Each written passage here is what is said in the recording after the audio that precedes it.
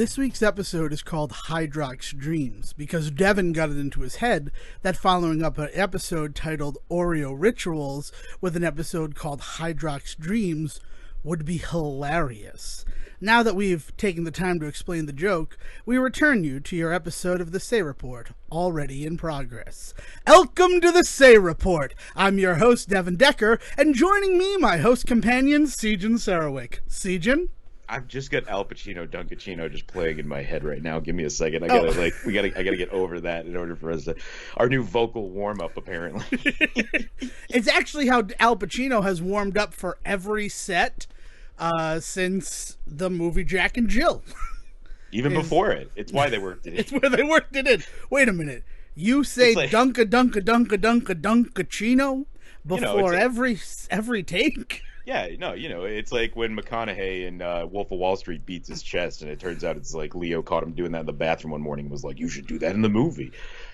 And then Martin Scorsese's like, hey, I'm still the director, but Leo has a good point. And I am taking a shit here, so can you guys not be in my bathroom? This is my private bathroom. I know there are plants, but those are not urinals. Well, the dorm that they move all actors into as they make a movie, right? Like everybody all moves in together. That's how they make the movie so good. I didn't realize that still happened. I thought that went out the door with Mallrats.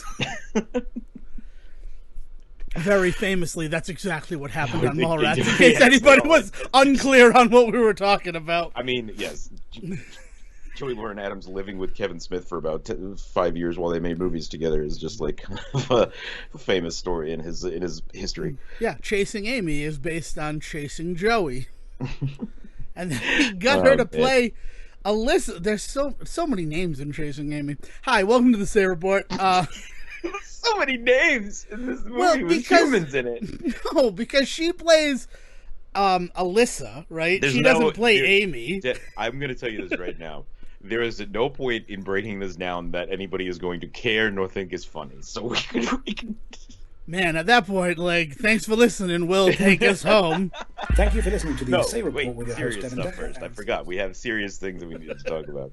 I mean, if that's become this is something that we are going to all have to kind of grapple with going forward. But it all starts with 2 weeks ago when Devin, I will still stand by the point without evidence, just decided to call out Morgan Freeman's shit on air.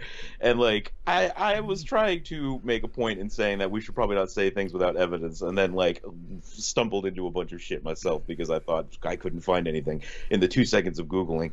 What are we, the Joe Rogan show? So we wanted to make it a point to go back to that very moment and point out that no, it turns out Morgan Freeman's a big old pile of crap. Yeah, we made like a lovely boogie, but instead of books inside, it's just shit. Yeah, like I made that lovely joke that he made the comment about people shouldn't wear tight clothing because no one wears tight clothing at magic shows. It's why that episode was called the Turgid Report. I got to say turgid again. I'm just proud of that.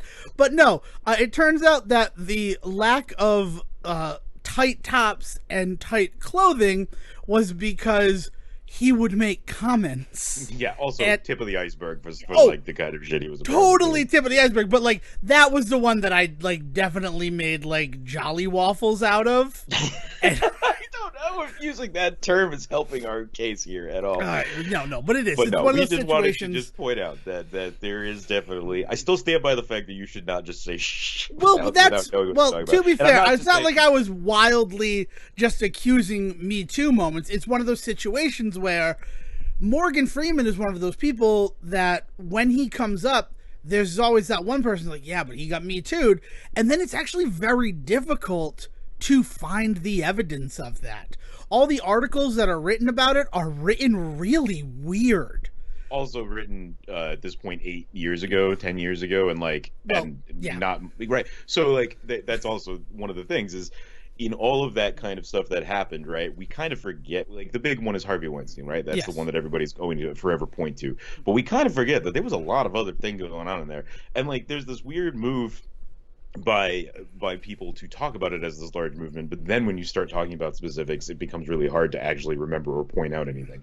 Just how soon we forget is all I'm getting to, right? Like, it's like some of this stuff that just happens. So like we're sitting on the precipice of having to look at what we have admitted is a pretty important film in our history in the next few months here with Bucket List, and that is just something I'm just going to have to grapple with, I guess, when we do that. Yeah, it is, and maybe that's going to be part of it, because it's growing from Morgan Freeman being the type of person who's in the bucket list, and that becoming this moment, this touchstone moment in our friendship, to what he is now. And especially, like you say, it's like 8-10 years ago. Those are the articles that like talking like jokingly about, oh, and Morgan on set would say this or that or blah blah blah. But then also the whole Me Too movement and the way that it like really struck fire. That was only like 2018, and that's only 4 years ago. Like, it's and also 2 of those years. Do they even count? Like, does the COVID of it all count in that count?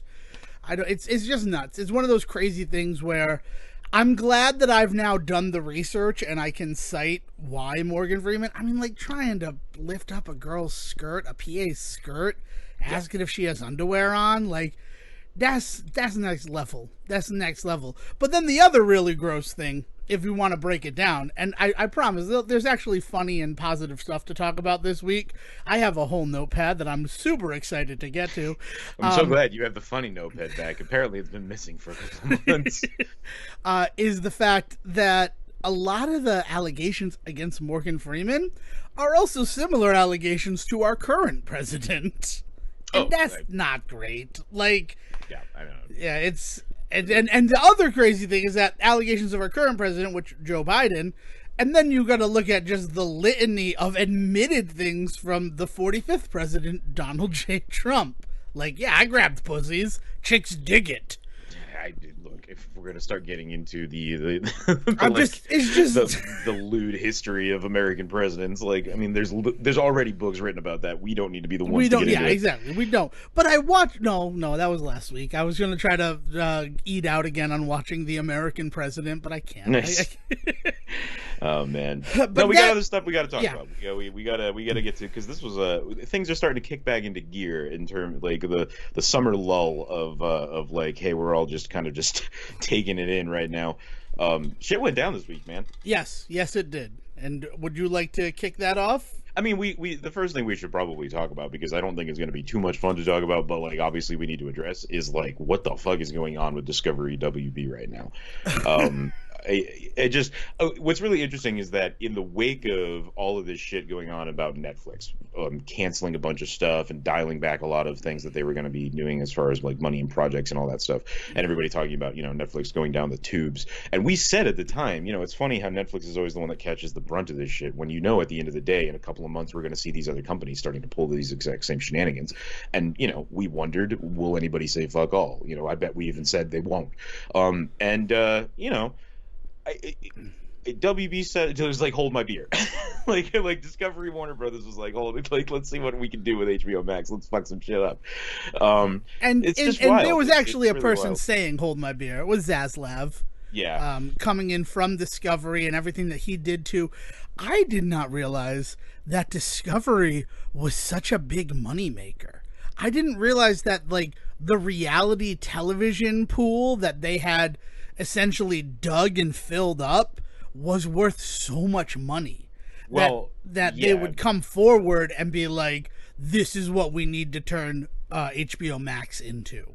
You gotta remember, man, with the kind of work that they do, so somebody makes a movie in America, right, and it's really big, and then, you know, we talk about it going worldwide and that, and then there's different markets where that needs to be, and then, you know, you talk about nightmares with like legal and licensing and all of this stuff about, you know, we can't put it in this country right now because the licensing is in that country, or we can't put it on this service here because it's on that service there. Like, there's all of that bullshit that comes into it on a movie, because that is a fictional piece of thing that is there, right?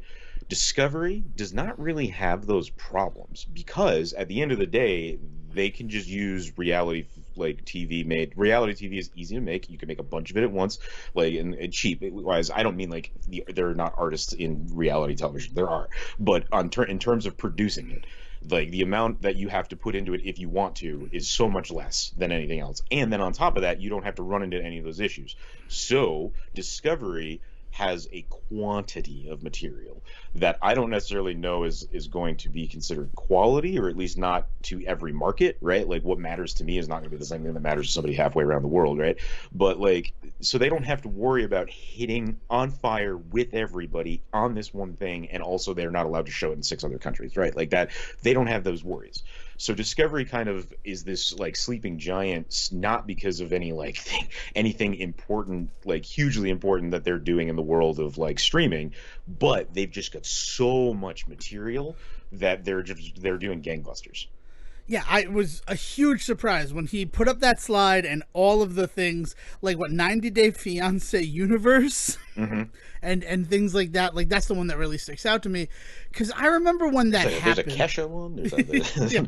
But I remember when Discovery Channel went from really like a science-based channel, the type of thing that Martin would name he and Nelson's team in The Lemon of Troy after, to just like reality television, and just same like thing happened to TLC, right? Yeah, like we saw it happen with all of our educational networks, and part of that is because a lot of them lost a lot of money over the years when certain people were in government and taking money away from educational funding for entertainment.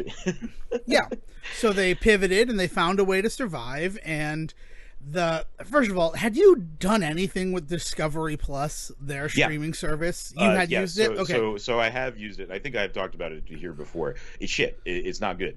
It has buffering issues on every device I've touched on various different networks that I've been on.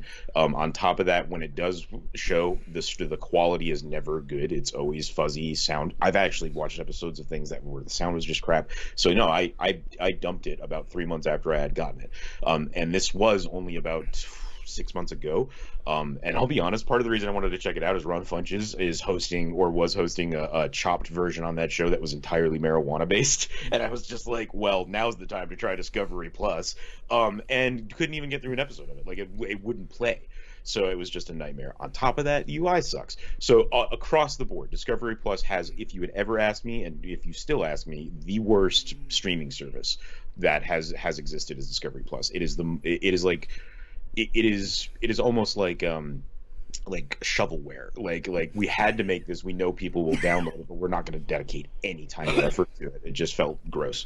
They took the same approach to the television that they produce with their streaming service. Again, I know there are artists in it, but a lot of that stuff. I mean, one of the reasons why Discovery Channel faded away to me is there's only so many variations I can watch on the same topic before my mind is like, yeah, no, we don't care about this anymore. Are you sure? Yeah, we don't care about this anymore.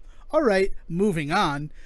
So that's, for me, what it was, the only reason I was even considering Discovery Plus, and then I was saved by the fact that Discovery Plus was a terrible program, and everything I cared about it was then just shoveled off to other television networks via licensing, is BattleBots. The Decker family is still a card-carrying BattleBot like support group. We love watching robots fight each other. And that show is still out there.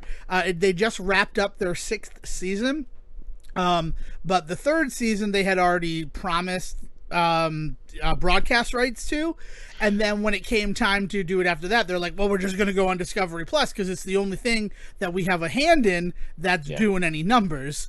And we stopped watching it until the whole Warner merger with Discovery, where then they started showing up on TBS. So like, and that's the other thing. That's like the really crazy thing, because seeing BattleBots on TBS after having to watch it on, like, I think Spike had it briefly, Sci-Fi Channel was the place for new BattleBots, which seems a little weird because this is actually science fact, not science fiction. It might not have been BattleBots, but didn't Comedy Central have a half-an-hour robot fighting program for a hot second? I don't know if they had BattleBots started as a Comedy Central series. Okay. And then it went away. It was resurrected on ABC, like it was on one of the big 3 networks.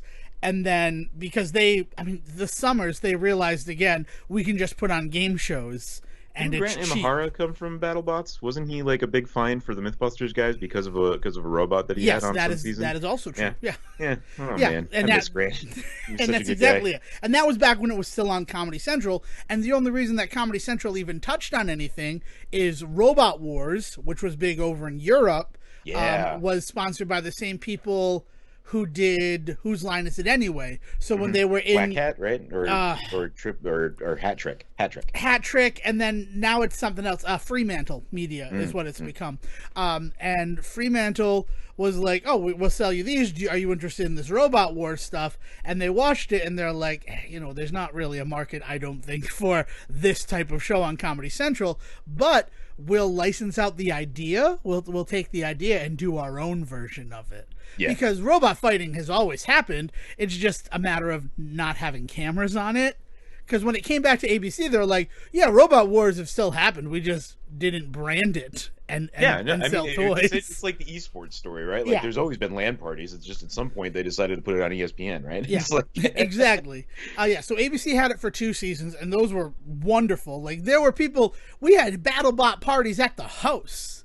I remember Zach from Board with Friends would come over to watch BattleBots at the house. I know, we used to have some real fun with that show. And it was a real good time when it was on ABC, and then it went away for a little bit and came back on some network, I don't remember, and then it came back on Discovery, and then season 5 and 6 were both Discovery Plus original series. Nice. And it's just like, oh, okay. And then the first one that they did, they trickled out as like special re-edited issues, like half-hour episodes. It was weird. Everything they did was weird.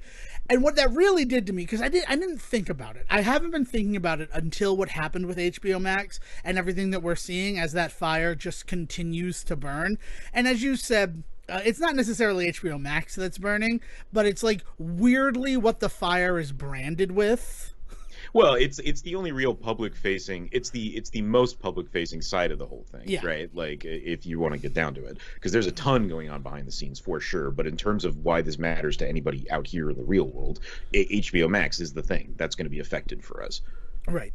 And what I had never really considered, and it's crazy that I hadn't considered it, is the fact that the big problem with streaming, and this is not me, this is not that I'm not coming here with the issue with streaming.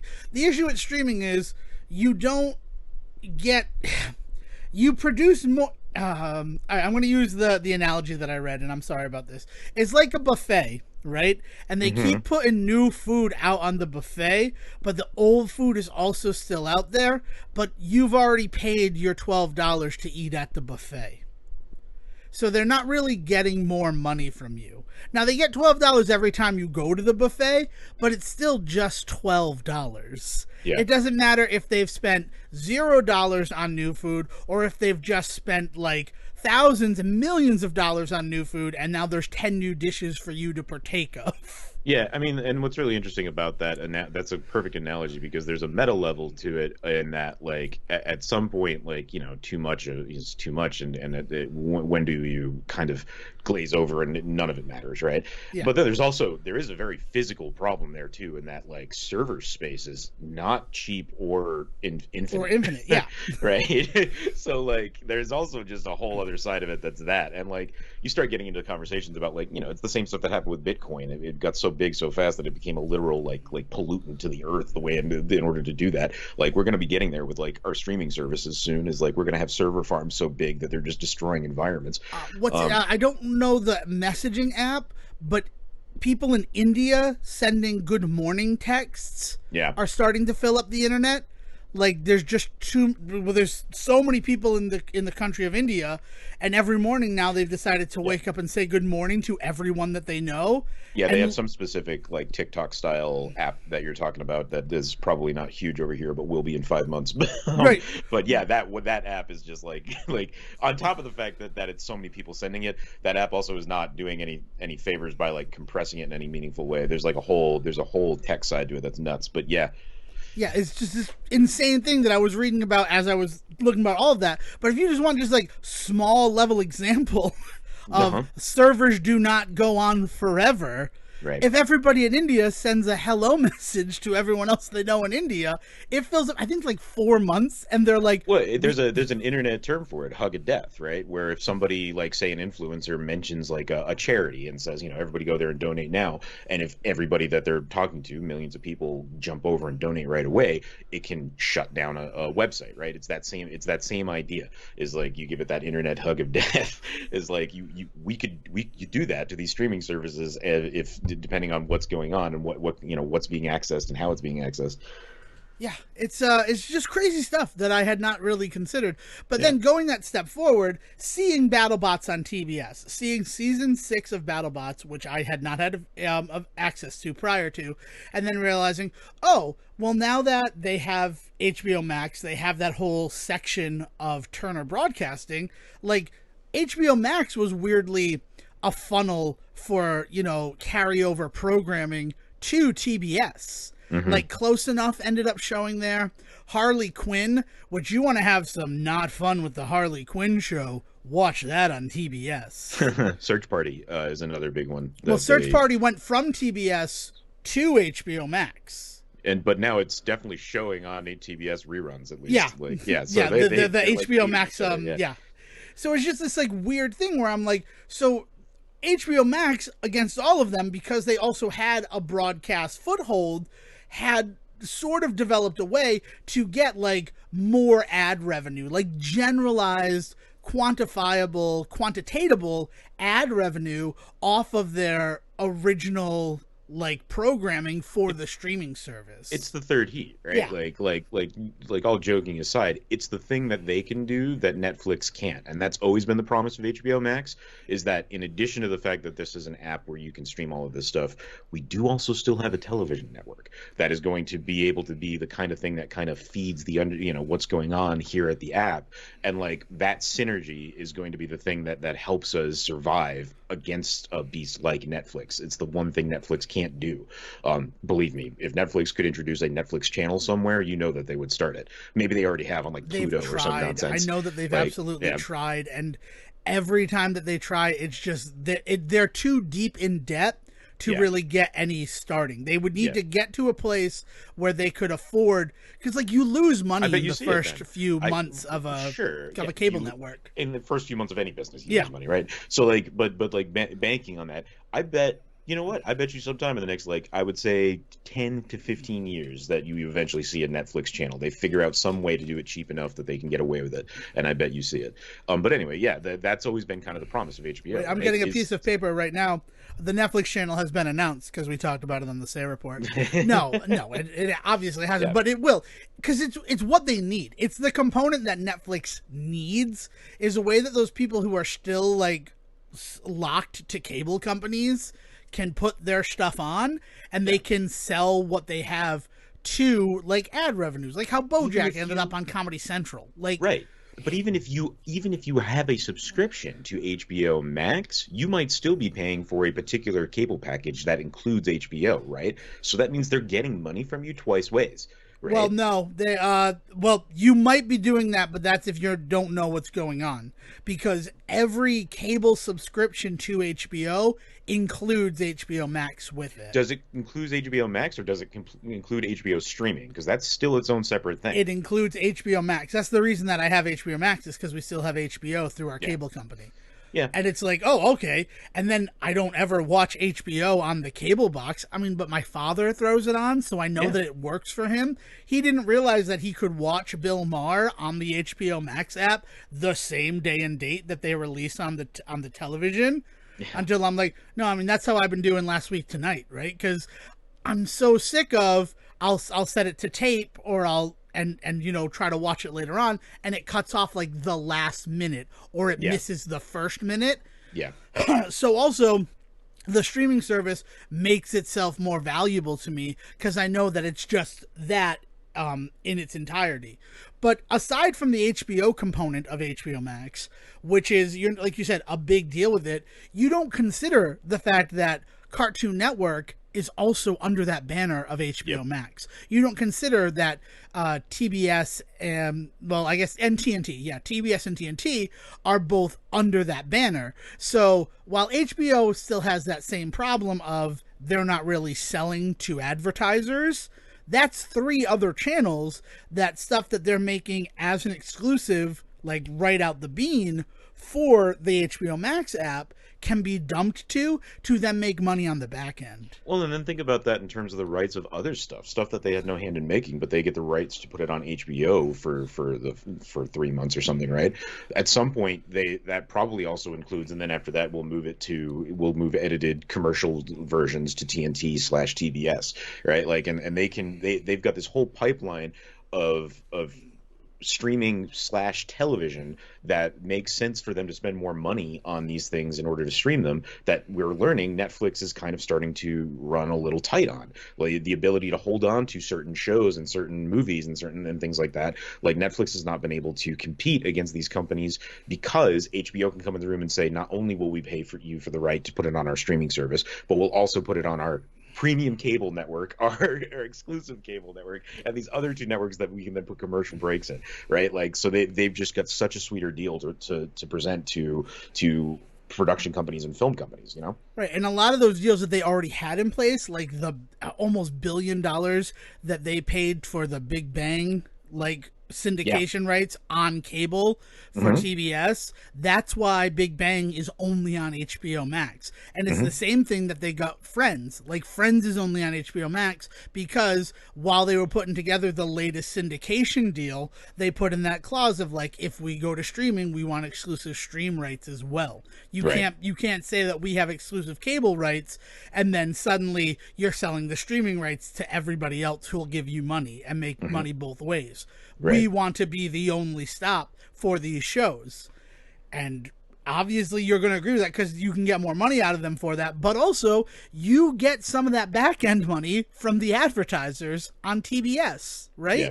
It is Friends all day on TBS. And then it is friggin' Big Bang Theory all night. And occasionally there's a baseball game in there. And occasionally there's a Family Guy marathon. Like... Well, I mean, American Dad, we're 1 month away from New American Dads, and I'm so happy. Our September 5th episode is going to be so mailed in because I'm just going to be excited for friggin' American Dad coming back.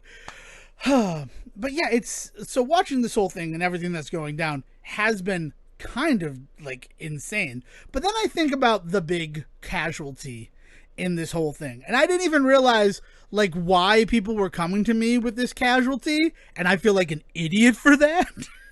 I had completely forgot that Brendan Fraser was playing Firefly in Batgirl. Yeah. So of course people are going to be like, "Did you hear about this? You hear about that?" Because we dedicate a month to Brendan Fraser every year, and I like was so removed from the Batgirl story. On one level, because like the internet was kind of quiet about it, it wasn't something that it's you one were of those ones inundated with. Sure. Well, part of that is because it did get wrapped up in a lot of the COVID stuff, where they had filmed a lot before a lot of the lockdown stuff had gone into place, and then they had to kind of figure out like the last bit of it, and so it's been quiet for 2 years because like it's one of those ones that it almost got shelved like a dozen times, right, because of everything that was going on. It just. Man, I don't even know where to begin. Like, it's weird, like, mourning the loss of, like, a piece of cinema that you didn't see, right? Because for all we know, it could come out and it could still be garbage. I mean, like, I'm not saying that we want it out because it was going to be a beautiful film that everyone has a right to see, but, like now I'm curious, and these people put all this work into it. Like, why not? Why can't we? Like, it's such a weird series of choices. And that's what I've been trying to figure out. And the only thing that I can come to is that these people who acted in the film had to have signed contracts, right? Because every movie has a contract. That's how they get you to live in the dorm, because nobody reads the third page. Is in that contract, there have to be promised an amount of money up front, right? So that they're compensated for their work. But then there's got to be so much more once the film actually releases. Like, because we see that stuff all the time. Like, that's exactly what Scarlett Johansson was fighting with Disney about. Was I was supposed to get X amount of the percentage of the box office stuff. So the fact that it's going straight to Disney Plus, I'm losing that revenue that I was promised in the contract. So of just being like, oh, we're not going to release the film at all.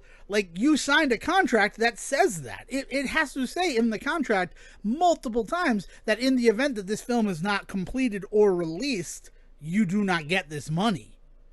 Yeah, and it's probably based a lot on the work of the actor. Like, so say I'm playing a smaller role in it. If I film all of my scenes and it doesn't get released, I'm going to expect a certain amount of money. If I film one of 20 scenes and then I'm told the next day, sorry, we're not going to finish it, I'm probably not going to expect a certain amount, right? So there's probably measurements, whether that's time or percentage of filmdom or wherever, however the hell they measure how far along in the process they are. There's probably percentage points where they say at this point I expect 50% of my contract. At this point I expect 75. At this point I expect 100%. And for by all accounts, like everything that the actors and all of that stuff would have been required for, except for maybe a couple of reshoots, was done.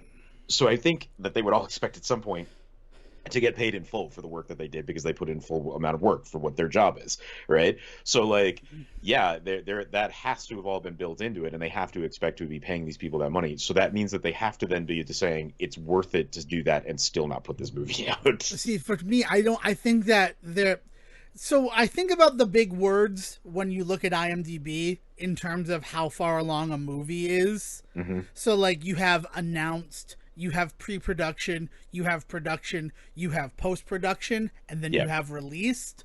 Right. Now, obviously that comes from somewhere, right? IMDb didn't make up that phraseology, which is not a word, I'm sorry. But they didn't come up with those phrases. Those are industry terms, right? Right. So if the Batgirl movie is still like in the post-production, that might be what saves them like 25% of these people's contracts, because it never actually shifted to the released column.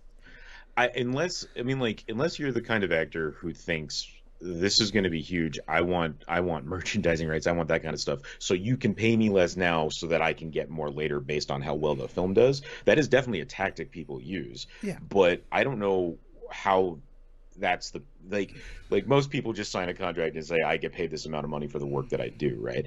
And like I do think that there is something on the back end, right? Because like in the theater and concert world, what happens is like you have an artist that's going to come and play a show at your venue, right? And they're promised a certain amount of money, and then there's percentage points on top of that. If they can fill 50% of the venue, then they get so much more of a bonus, and if they can do 100% of the venue, they get this much more of a bonus, right? So like that's why people want to sell out venues, is because they're going to get paid no matter what, but they're going to get paid more the more people that show up. And it's going to be the same way with movies, right? Like, I expect $75 million, let's just pull a number out of my ass, right? Yep. To be in this movie. And then if the movie does really well, I want another 20 million on top of that. So yeah, they're definitely saving that 20 million by not releasing it, but that 20 million also might not exist, right? Like, but what you're talking about in terms of like stages, I think they save money on, not editing it. They're saving money on not sending it to the guy to put CGI in it. Like, that's where they're saving their money.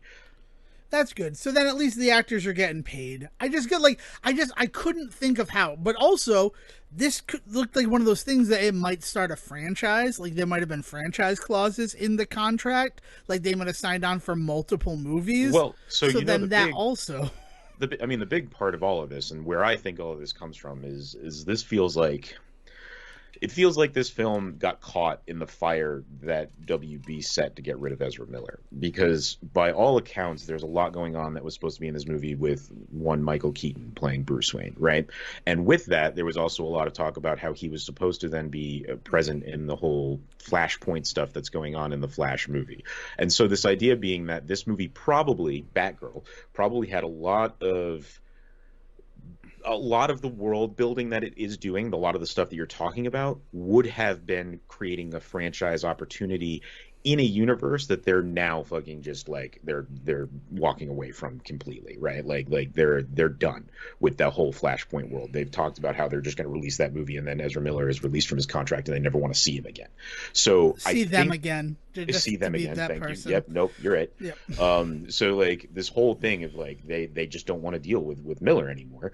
So they're throwing the baby out with the bathwater. Unfortunately, in this case, like they're getting rid of this whole Batgirl possibility of a franchise, because that franchise would have been too heavily invested in this other world. Now, you can call that bullshit. I think it's bullshit, but that is one of the reigning theories right now, is what's happened here. Because not only are they going to save a bunch of money, the movie was maybe in this weird position of where they weren't too sure about it. Can't say that. Like, we don't know that for a fact, but there is definitely a lot of people out there that are assuming that that's part of it. And I mean, you know, it could be. But I think the bigger thing that we do have evidence of is that they're trying to walk away from the DCEU as fast as they can, the Snyderverse, whatever you want to refer to it as. And they just want to just cut off all ties to it. Yeah.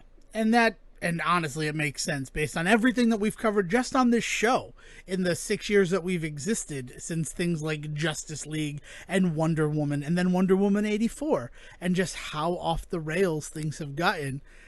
It's just sad. I mean, I am very curious to see where things go with like Aquaman. Like, that's really the last big one that has any ties to it. Because even like Black Adam or even Shazam, like Shazam, while they reference things like Superman and stuff like that, shows up in the movie, but not his face. Yeah, you don't see Henry Cavill, so like it could be any Superman. That's my point. Is like they Tim actually Daly. Oh my God. They like put him in. They put that movie, and it's funny because at the time I think we even felt this is like they seemed like scared to like to tie their hands to the DCEU. And it turns out in the long run they were correct to do it, because you could go back and watch Shazam right now, and that could be any Superman in there. And so like that one kind of is not as big of a deal. And Black Adam, they don't have to reference anything if they don't want to, right? So the only real one that they've got coming down the pike anytime soon that is going to be hugely invested in that universe, besides the Flash, but we know that where that one's going, is Aquaman. And I'm be very curious to see what they do with it. I don't know. I just think where I want to give them all the credit is in Peacemaker. First of all, I've been saying it all week as everything has been happening. Peacemaker ruined like superhero stuff for me in the best way possible, though. Yeah. Because it was such like a next level. Like, as much as I've enjoyed the stuff on Disney Plus, Peacemaker was something I was salivating for every single week. And it's not really fair to compare 8 episodes of television against the 9 of WandaVision, the 6. Like, we had gotten so much from Marvel before DC did the whole Peacemaker series. Though, I mean, we had done, like, Doom Patrol. It's not like it was their first foray into television. But Peacemaker, I want to, as we were all upset at the time that the Justice League showed up, but they were all in shadow. That's just another example of, well, now they can be anybody, though. It doesn't have to be, you know, Jason Momoa as Aquaman. It can be another Aquaman. Exactly. Yeah. I mean, doing what they can to separate themselves from any prior work is kind of hugely important, you know, and you know, it's just. It's wild because we've always talked about how DC just wanted to have their cake and eat it too. They didn't want to do any of the groundwork to build a proper world, and it just felt like we always saw this coming. This was always inevitable that it was going to fall apart like this. And so now we're just kind of looking at the collateral damage, and it's sad. Like, I'm disappointed I'm not going to get to see Batgirl. I hope I do someday. But the one thing I really want to avoid is this just cannot become another Snyder Cut situation. This just like I can't bring myself to that level. Couldn't then, won't now, right? Like as much as I would love to see some of this stuff, and if HBO Max decides to pull its own head out of its own ass of its own volition, that's a different story. But if we find out that there's just another campaign and there's just another series of Snyder bots out there like leading the charge against this stuff, it's just going to be miserable. You know, we're finally getting past some of the Snyder Cut stuff with the release of the movie itself, and then some of the subsequent stuff about what was actually going on behind the scenes of both sides of that story.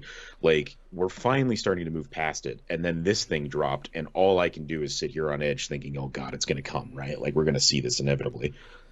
Yeah. So I guess I'm also going to take a little bit of an apology thing here. I never realized that the depths of the Snyder Cut thing. I just thought it was a funny thing to talk about, and I liked Justice League, so of course I'd be on board for a 4-hour version. I didn't realize all the internet manipulation going on behind the scenes to make that a topic that people were talking about.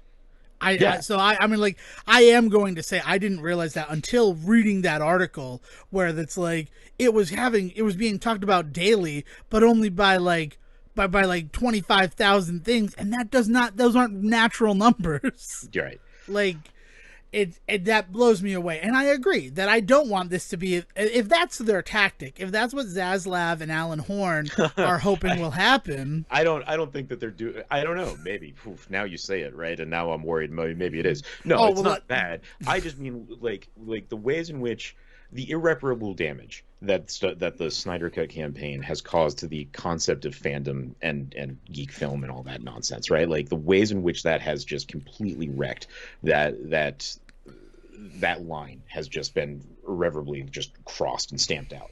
So fans will now always feel like they get some say in this, whether they're being led by non-entities or not. Now, like, people got something, they won, they got what they wanted, and it's always been my fear that was just going to teach people that this is just the way they can behave now, right? Like they can stalk people online, they can dox people, they can demand this, they can threaten and get what they want by being weirdly creepy and violent online. Like that sucks, right? That's not a great environment. It's a terrible lesson to teach people. Right. And so, like, I don't know. It has not happened yet. I should say that. Like, this is me just kind of like looking down and into the abyss, and the abyss is staring back.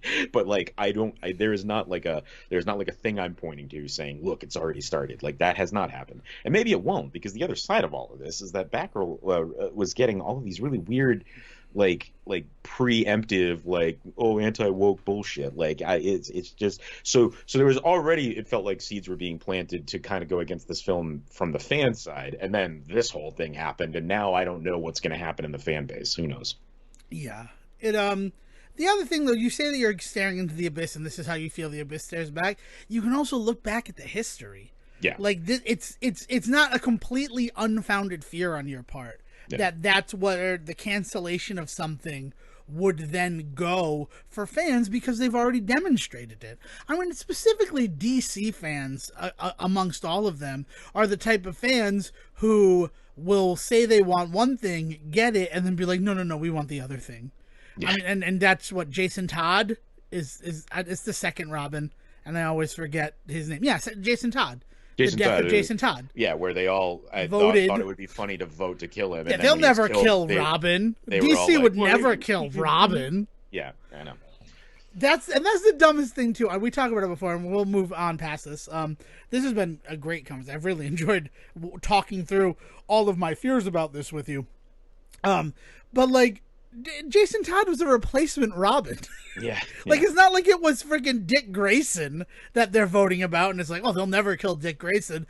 Yeah, they probably never will kill Dick Grayson. But Jason Todd, who's been wearing the tights for like a fucking blink of an eye, they'll kill him in a heartbeat. You kidding me? No, but famously, one of the earliest examples of a troll campaign in the comics industry, right, is that they found out that like certain people really kind of pushed this narrative that it should be done, and then a bunch of people that went along with it instant regret when they actually did it, right? Yeah. Oh man.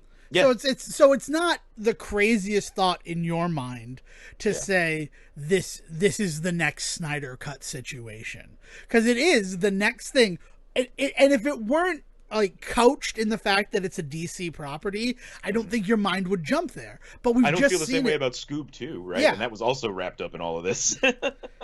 As much as I want my wacky racers eventually, like Scoob 2 just kind of proves that particular venture into the Hanna-Barbera universe is going nowhere, right? Which is sad. I mean, the Scoob was such a weird fucking movie. It was, but it's one of those movies that deserved a sequel for them to figure out what they wanted that series to be. It deserved a holiday sequel, too. Let's say that, because we talk a lot about the goodwill that you get from a holiday movie. Yeah. Scoob 2, in the guise of a Christmas special, I Christmas think Ghost or something, really would have, like, sanded off the edges that we all had with the first movie, and maybe allowed it to become this beautiful piece of popular culture. And it just never going to happen. And yeah, nobody is talking about Scoob 2. And I think the reason why nobody is talking about Scoob 2 is that Scoob 2 never killed Scrappy because a bunch of people voted to do it. Or James Gunn.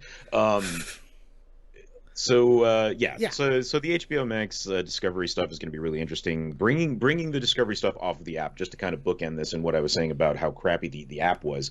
I was excited about a lot of this sort of stuff because of the fact that the Discovery Plus app has been such crap. And like, if they can just move that stuff now to just a what do they call it, a hub on HBO Max, and just make it like just my place to go get my Discovery stuff there. Thank God, because like the infrastructure that HBO has in place for its streaming service is superior to many services, but definitely to the Discovery Plus one currently. So that's just summer of 2023, folks. So just mark your calendars. Yeah, because I'll be excited to watch BattleBots that way. Do they have Junkyard Wars on Discovery Plus? I don't have Discovery Plus. I couldn't tell you what they have on there. Yeah, they have. I know BattleBots is there because when we started watching the like weird BattleBot half-hour episodes that were a full episode, like just the highlights, it said see the full thing on Discovery Plus, and I'm like, oh, well, I'm not gonna watch this anymore because fuck you. I'm not gonna watch an advertisement in the guise of content. I'm not here for that. So that's where that comes from. Yeah, I'd like to do it because we've really been getting into streaming all of the entertainment in the house. Over the last 3 weeks since Dale started her new job, we've just been rocketing through Cobra Kai. Nice. And if my parents weren't busy this week, we would have started season 4 already. And we will be ready for season 5 when it happens in September. I'm excited. I never Is Machio there from the beginning, or does he show up Machio is there. Well, he's not in the first episode, but I think he's in like the second episode. It's from the beginning. It is very clearly Ralph Macchio and Billy Zabka are back in this series to relive the Karate Kid. And I'd like to talk about that show eventually, but I think I'd like to wait until after season 5 is out there. Sure, yeah. But it's something that we haven't really talked about. But I will say this. You brought them back to my attention, the Cobra Kai Teenage Mutant Ninja Turtle, like, crossover packs. Yeah. I'm a little interested in them now, where before I had zero interest.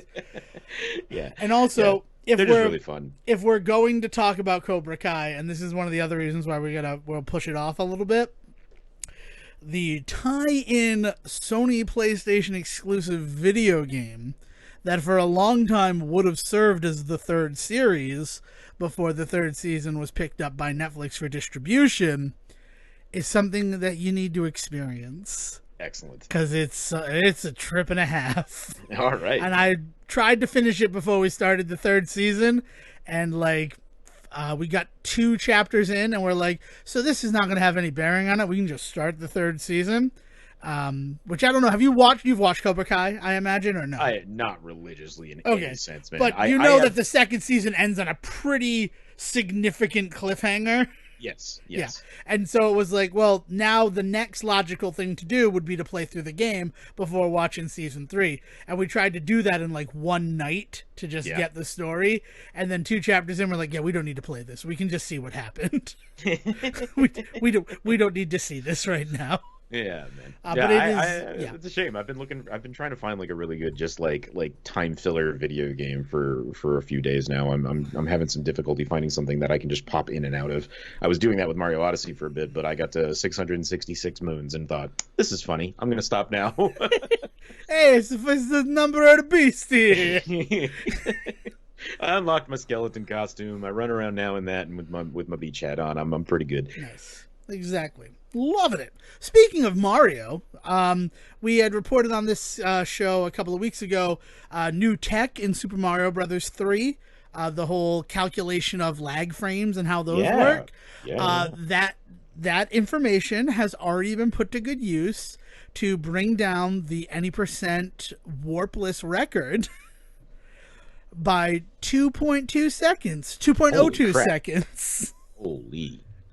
Yeah, it went from 57 to 54, 57 minutes to 54, 58.02, and that 02, because I didn't realize that people didn't know that, is frames, because the game runs at 60 frames per second. So then when you go lower than seconds, it's by frames. So nice. I was talking with people about it. So yeah, Mitch Flowerpower, who had the world record for it, he did pull it down by 2 seconds and 2 frames. Man, and he's still going and going. Like I was just watching him do a run right before we started today.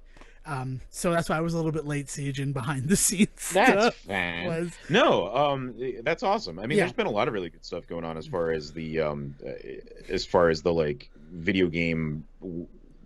What's the record holders? Sorry, I'm trying to look up the name here, because the big thing this week was the other big thing this week in terms of speed records and stuff like that is that Halo 2, the big like no death run. Yeah. Well, that's not even like a speed run. That's just an accomplishment run. Yeah, like, I know. That's an accolade run. Let's call it an accolade run. I dig that.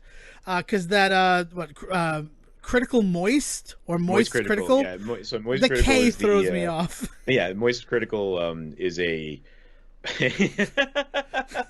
Now I'm wondering if you were right, if it's critical voice, which is like a weird it's way moist of critical because the K's at the end, and that's what threw me off. Is I'm like, I know the K's in there. So so a few months ago, I want to say, no, maybe it was even longer than that. He had offered $5,000 to anybody that could do a Halo 2 run with all skulls, well, all meaningful skulls on, because there's a couple of skulls that you don't want to turn on because it actually makes the game easier. But all difficulty skills. Yeah. So it's like it's a huge deal because basically like enemies drop like no ammo and you get no life back, and there's a whole bunch of other stuff that goes on. And so he put a $5,000 quote unquote bounty out on anybody that could do it. And like streamers do this from time to time. Big streamers do this from time to time when they want to push the community in really interesting ways. And you can call it kind of manipulative and all that, but it's pretty cool when in these situations with these guys like Moist, because like they do care about these franchises. This is not them out there trying to troll these franchises, trying to prove that the games are broken or anything like that. Like, this is them trying to still keep the interest alive, right? And so he put this $5,000 bounty out, and just nobody's been able to do it. It's just been impossible, right? And so I guess a few weeks ago he finally upped that to $20,000. Yeah, was it sometime in July? Because I remember saying, well, now it's worth enough money for me to start trying. And that's exactly what it was, right? It's like a bunch of people suddenly started putting like a lot more effort into it because now there was a $20,000 bounty on it, and the guy that ended up doing it is this guy named Jervelin. I don't know. Like, I think it's like Jervelin, like javelin, but with his name's Jerry, maybe. Yeah. But he had a couple of tries, had failed out on his first 3 or 4, I think, and then finally got into a good groove, and 6.5 hours later got through, and because of that he got the $20,000. But there's also a lot of really cool stuff going on in the community for him now. I guess during his stream he had raised an extra $10,000, and then on top of that he's got thousands of more followers than he used to have before. So I mean, like, the guy is celebrating this week, and he should be, because like he broke this huge record for Halo. I mean, this was seen as kind of like a white whale, almost like an impossible task, right? And it's just been really cool to just like see the community see of any type of in video games be like a positive force. It's been really, really wild to watch. It's been cool. It's really cool, especially since like I wasn't deeply following it, but when you sent me that it was done, I'm like, I didn't think it was going to be done this year. Well, it's the thing, we've talked about this before, right? Is the second that you get like thousands of people, thousands of video game nerds tackling a video game, like, it's going to get figured out. And I think that's where guys like Moist Critical come from when they put these challenges out. Is they're like I don't know if I can do it. I probably can't, but somebody out there must be able to, right? And it's been really wild to see the community coming together and try and crack this puzzle and succeed like this. It's really cool. Yeah. And also, like, for 10,000 live viewers at the time, that was the other big number that caught my eye. Like, that's also cool. Like, that sense of community there. It was really cute. Like, at the end, like, his family comes in, and apparently they were watching the whole time and stuff, and it's awesome. It was just a very heartwarming experience, which is not something you get to say very often about speedrunning or achievement running streams. It's cool. Speaking of trying to manipulate the community, though, and not like in a negative way, but in the fact that it's sort of part of speedrunning and it's part of like retro gaming there, they just announced the Best of NES Big 20, number 15, the game list. And their whole hope with a lot of these games is to reinvigorate communities. Because like Star Tropics is on there, and I don't know if you ever played Star Tropics. Only on the emulator on Switch now that it's available there. Star Tropics is one of those games that like recently started to get a little bit more interest in it. I've seen a couple of streams of it, people running it, and they hope is that by putting it into the Big 20. I mean, it's also voted there. Like, there's a fan vote to determine what 20 games are going to be played in it. Nice. Is that Star Tropics might see some activity on its leaderboards. Ditto with like Castlevania. The goal is to beat through the 5th level. So it's like, well, at that point, if you can beat death quickly, what's stopping you from learning the last level? So there's a lot of cool stuff going on with that, especially because it really is, it feels like it's celebrating actual like NES games, like the well-known beloved stuff. All 3 Mario Brothers are in there, Mega Man 1 and 2, Zelda 1 and 2, Ninja Gaiden, DuckTales, Chip and Dale, Darkwing Duck. Like all these like really well-known games, where like I've looked at other big 20s and considered it, and it's weird stuff like Wrath of the Black Manta.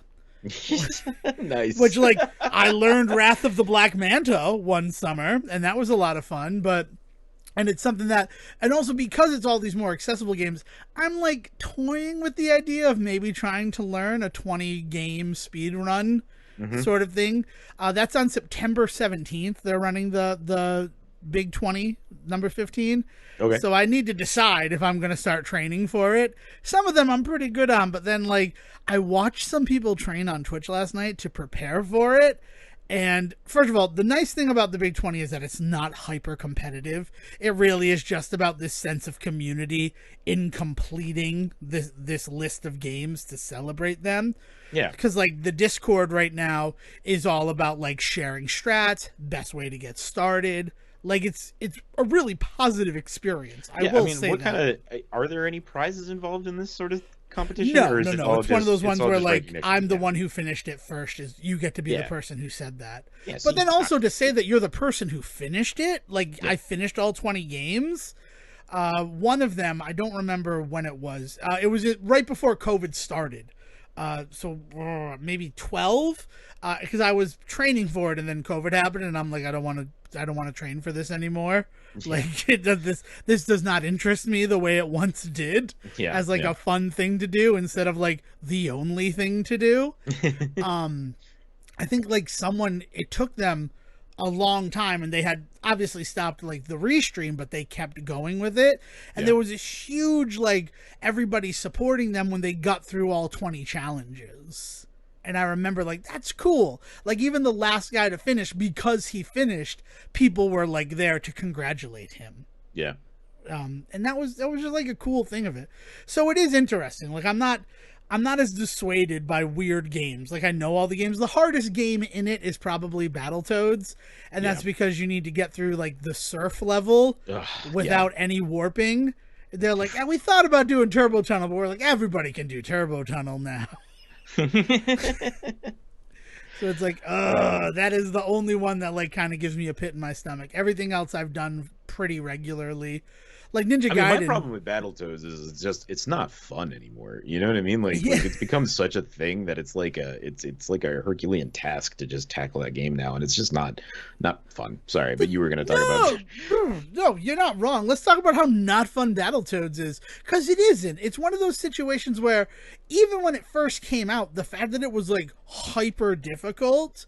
Like that dissuaded you from playing it, but one of the reasons why it was hyper difficult is because the game is poorly made. Like, and I'm not trying to start a fight here about anything in it. Like, it is well documented that it was kind of rushed out to production, and that's why in some level, like the plane level, you can't control the second player. Yeah, like it's. And it's because, we were just trying to get the game out in time to sell and capitalize on the Ninja Turtles thing. Like that's what that was our job. And it's like, so like a janky game, in addition to the difficulty, and it is difficult, but then I also think like, man, it's so difficult because every level has a gimmick. That's exactly what Donkey Kong Country is.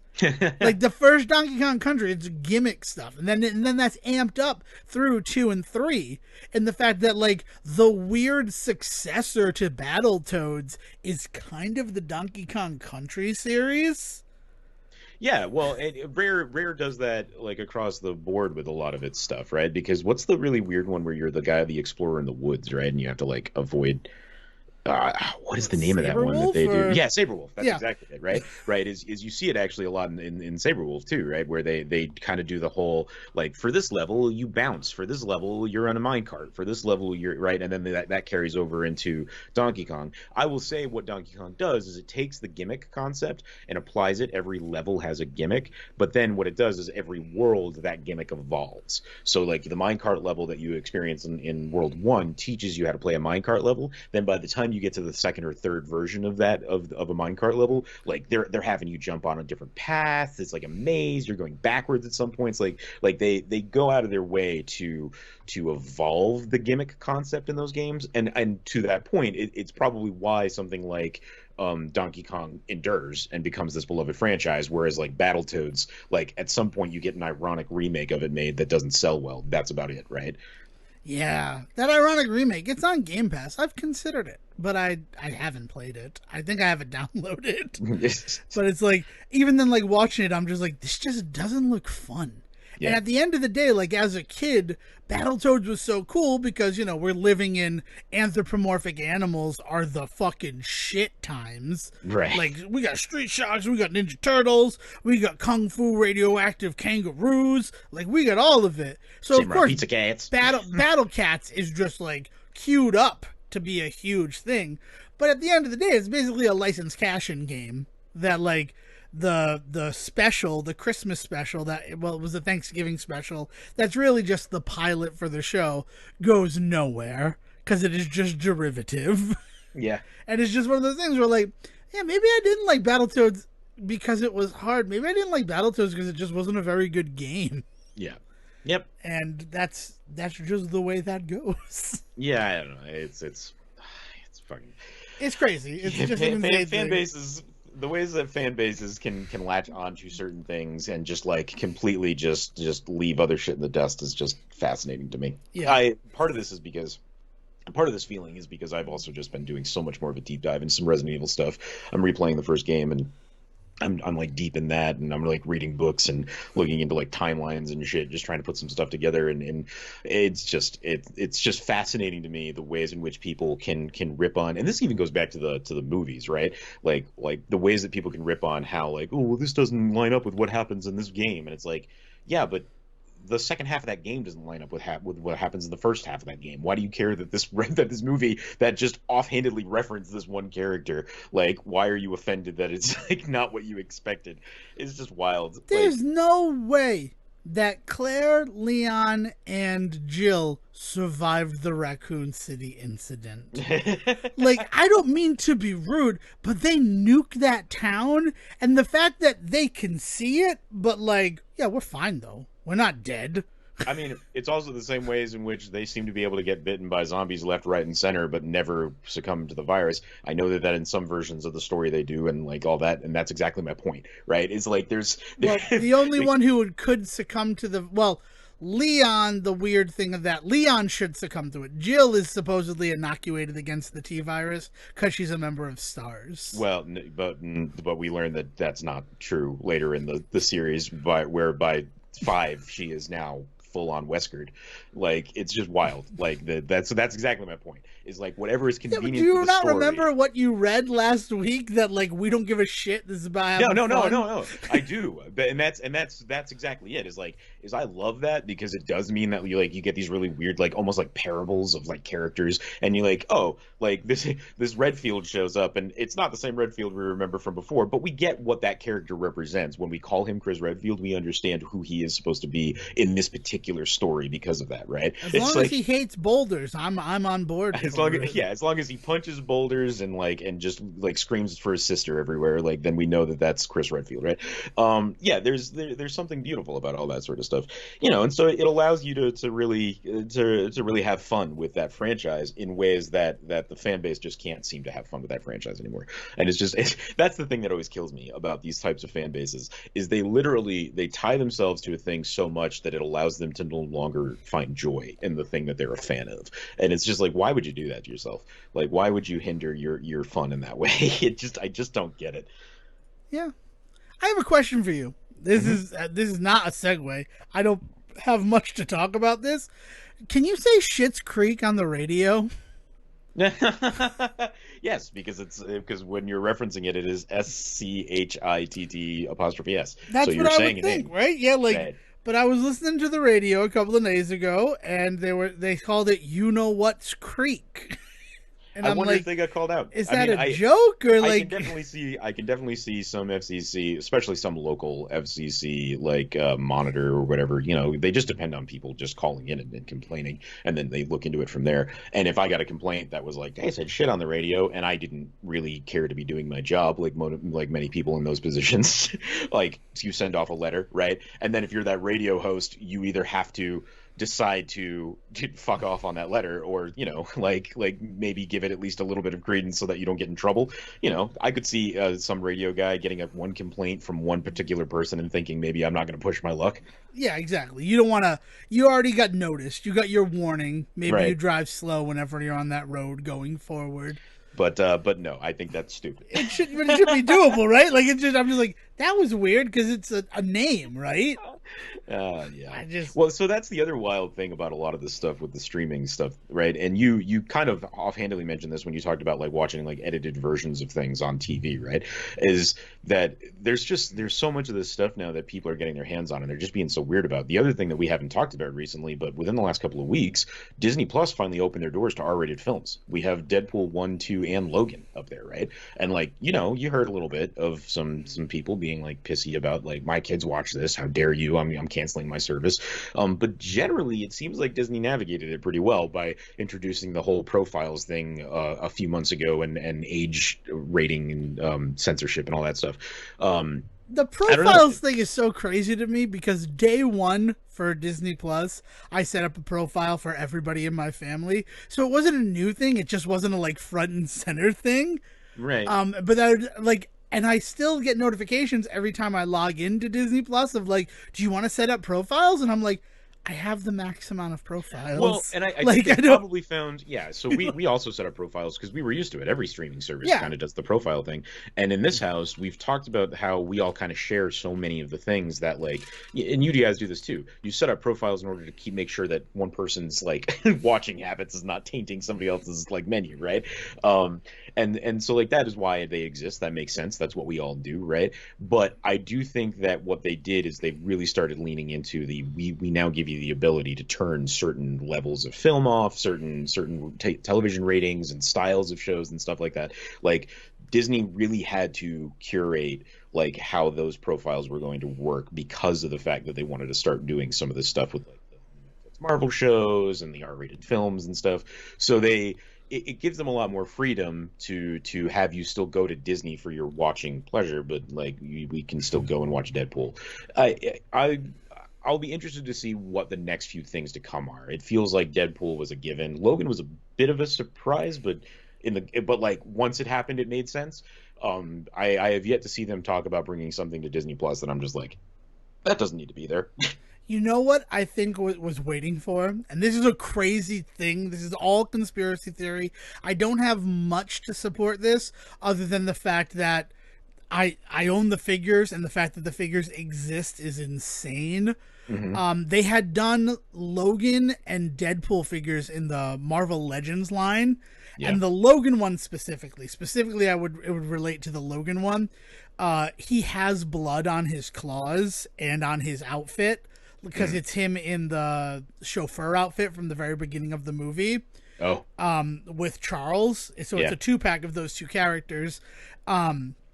And they're like, I can't believe they did this. And they're like, well, the way they got around doing it was that it was a convention exclusive. But conventions weren't really happening. Like, if SDCC had happened, they would have probably sold out of it right then and there. Just from those people who go to San Diego Comic-Con to buy the exclusives and then sell them for a markup on eBay. Right? So Hasbro Pulse, the Hasbro website, winds up with an overstock of these figures. And one of the reasons is like it's only one per customer. The fact that I was able to get two, completely like early days of Hasbro Pulse and the way to stop it and everything like that. But it's like, I want one to keep in box, but I also want, I put out a new Wolverine every month now because I have 12 Wolverines. It used to be seasonal, now it's monthly.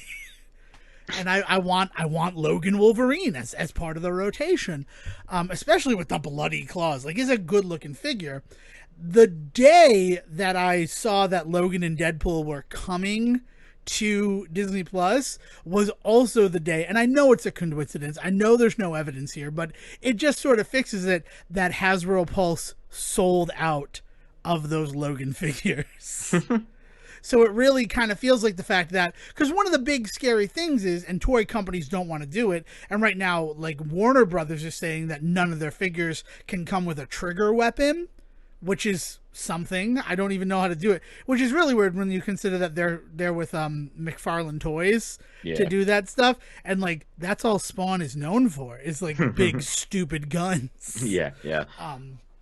So I mean, like, what do you like? If you ever get a Hellboy that doesn't have like Big Bertha with him or something like that, wouldn't make any sense, right? Yeah. And there's like Joker, like they did a Killing Joke Joker that doesn't come with the gun. Comes with a camera, probably. Yeah, right? like that's the more famous. But it was thing, sold. But it was sold in all the promotional stuff as coming with the camera and the gun that shoots her. Yeah, and that was the one where they're like, we no more trigger weapons. I mean, that's an interesting. I don't know. I mean, self editing yourself like that is a interesting move. I don't disagree with it. I think that it's really interesting. It forces you into a creative corner, and that's never a bad thing. I just I don't know if it's going to have the effect they think it will in the grand scheme of things. I guess it does look better for them to say that sort of stuff. And yeah, so Disney wanting to get a hold of make sure that the kids aren't going to see this on there and think, oh, I want a toy of that. Or kids aren't going to get a toy of it and then think, oh, well, I have the toy. I can go watch the show. It's just a weird, sort of firewall to make sure that the kids aren't interested in it. Yeah. That's the thing, because for a long time, the fact that Deadpool and Logan got figures at all was a big thing because they were talking about at Marvel, it's never going to have on store shelves R-rated characters. And that's one of the reasons why you didn't see as many R-rated Marvel movies. Yeah. And then the Netflix figures, they got a very small production run and were only sold in specialty stores. Yeah. You couldn't get them at Walmart, which I don't know if that's necessarily true because I once saw one at a Walgreens, but Walgreens is the Old West for action figures now. So neither here nor there. I don't even know why I brought it up, but it is one of those situations where it seemed very strange to me to see that oh, look at that Logan set that's been we've talked about in terms of the action figure world. Walgreens basically is a specialty store, so it's weirdly who knows, but it's just one of those situations. But it's not Walgreens is not a specialty store comic book store direct retailer stuff, or GameStop or something, right? It's different. You expect to see sort of GameStop has become that store in the mall that sold samurai swords, for better or for worse. I picked up these shuriken, guys. Let's go out back and throw them at each other. Yeah! Butters, stop crying.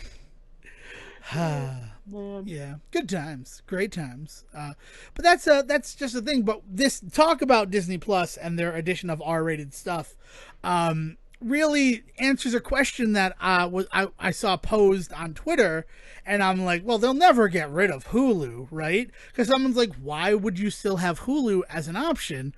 You can pay for Disney Plus for half the price of Hulu and have no commercials, and you get access to a lot of the same shows. I mean, even Love, Victor, the original series from Hulu, migrated over to Disney Plus, where it was always supposed to be. As part of this whole, now we're going to have R-rated material on Disney Plus. I haven't noticed it. I'm not really looking for high fidelity. It hurts too bad that it just ended. Even as a show where this show decided there's really no need for it, despite the fact that high fidelity always prevails as something that we're interested in as a society. Yeah. That show with Zoe Kravitz was really, really good, and it got me invested in that story, and then for it to end, I'm just like, well, that sucked. You ended on a cliffhanger. Yeah. I also only Netflix does that. I don't know what you're talking about. Sometimes you'll get a video game tie-in that makes no sense. But yeah, they'll probably never get rid of Hulu because Hulu is Disney's back-end deal that HBO Max has. Right. It's at least a way for them to get ad revenue off of this same stuff and offer people an alternative. And again, I will point to two payments out of the same damn house, because I am paying for Hulu as well as Disney Plus, and you can call me an idiot for that, and I probably am, but it's happening. Well, the way that I get past it is I pay for Disney Plus and Dale pays for Hulu. Yeah, but it's still two payments from the same address. I get it, but it's not two payments from the same bank account. It comes out of my bank account, and then I recoup what Dale owes me. So I've just dug myself into a hole with this. But speaking on Hulu, I just want to get it on the record. Have you watched any of the new Orville New Horizons? No, we have not dug into the new Orville yet. Okay, so it just ended. Thursday was the final episode of season 3, so it is now all available if you're somebody who was waiting to get involved in it until it was all over. And now the question on everybody's mind is, will there be more Orville? Mm-hmm. And I have to say, and I'm avoiding all spoilers here, after that episode, my first thought was, well, I enjoyed the Orville. Thank you for your time. Yeah.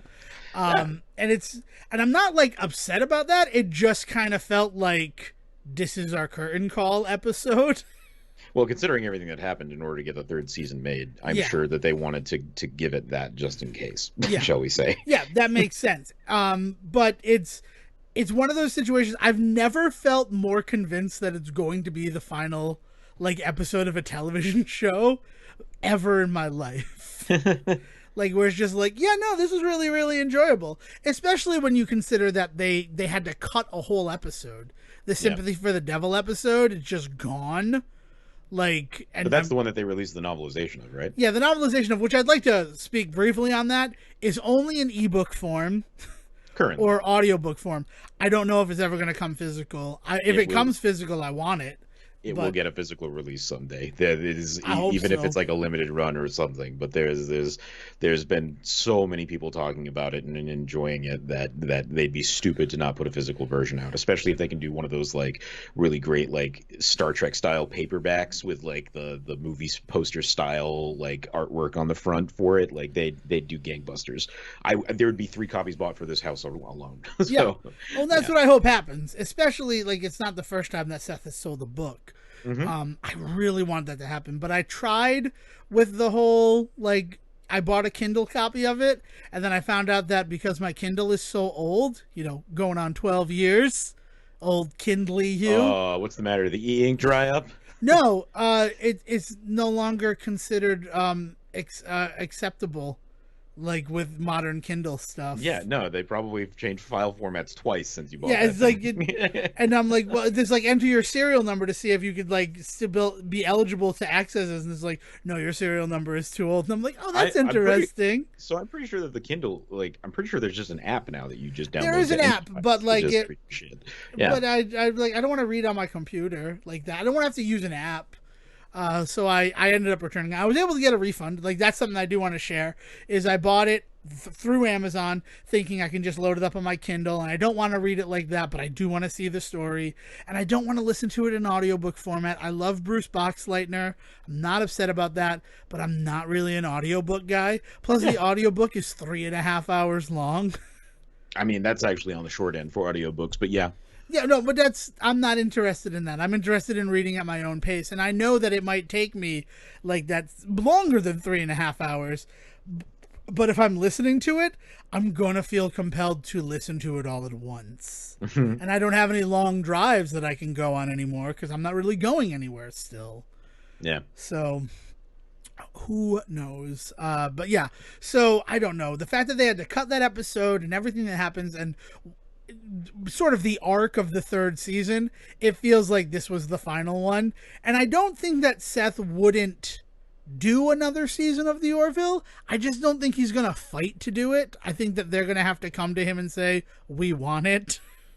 Yeah, I mean, it's probably going to be one of those things where, writers will always be writing. So I'm sure that he'll always have like spec scripts and shit around that he makes up, but in terms of putting the effort into like flesh stuff out, yeah, I don't know, unless it is like so important to him. But it's not been spoken about that way. Like, he feels very proud, from what I've seen, he feels very proud of what they have done, but not necessarily talking in terms of like what they need to still do, Yeah. And I think he should be. I mean, like, the Orville is just, without even seeing the third season, has been awesome television to watch.